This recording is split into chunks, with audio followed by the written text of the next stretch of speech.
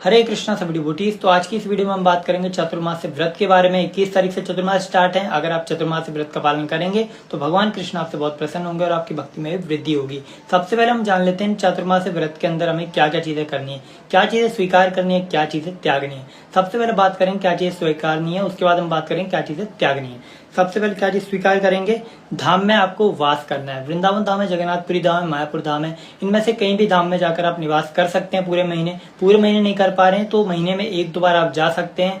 बाकी अगर आप ये भी नहीं कर पा रहे हैं तो आपके आसपास कोई भी इस्कॉन टेम्पल होगा, वहां पे जाके ज्यादा से ज्यादा भक्तों का संग कर सकते हैं। दूसरी चीज, आप सूर्य उगने से पहले जग सकते हैं, यानी कि ब्रह्म मुहूर्त में आप उठ सकते हैं, स्नान करके भगवान के नाम का जप कर सकते हैं। ज्यादा से ज्यादा जप करेंगे तो भगवान बहुत प्रसन्न होंगे। बाकी श्रील प्रभुपाद जी की आपको पुस्तकें पढ़नी है, भक्तों का संग करना है और कथाएं सुननी है। जो महाभागवत होते हैं उनसे कथाएं सुननी है। बाकी आपको वैष्णव गीत गा सकते हैं, आप गजेंद्र स्तुति पढ़ सकते हैं और आप भीष्म स्तुति पढ़ सकते हैं। इन सब का गाना आप कर सकते हैं, पाठ कर सकते हैं। बाकी आप एकादशी जितनी भी आएंगी, आपको 4 महीने में 8 एकादशी आएंगी, क्योंकि एक महीने में 2 एकादशी पड़ती हैं। तो इन एकादशियों को आप निर्जला रख सकते हैं। नहीं रख सकते, आपका शरीर नहीं है उसके लिए, तो आप फल और दूध से भी रह सकते हैं। बाकी इसमें आप तुलसी महारानी की सेवा कर सकते हैं। तुलसी महारानी की सेवा, उनको जल देना, उनके सामने प्रणाम करना, और इसके अलावा आप हो सके तो आप दीपदान भी कर सकते हैं। भगवान को अपने डिटीज के आगे दीपदान कर सकते हैं, तुलसी महारानी को दीपदान कर सकते हैं। बाकी चीज है वैष्णवों की सेवा करनी है।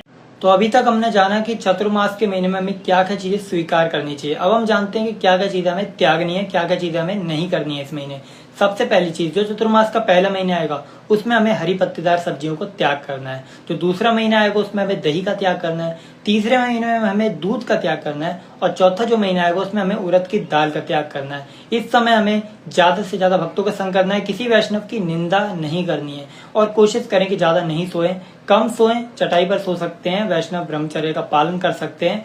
और बाकी भगवान के सामने हमें संकल्प लेना है, जो चीजें आप कर सकते हो उसी चीज का भगवान के सामने संकल्प लें। तो हरे कृष्णा, जगद्गुरु श्री प्रभुपाद की जय।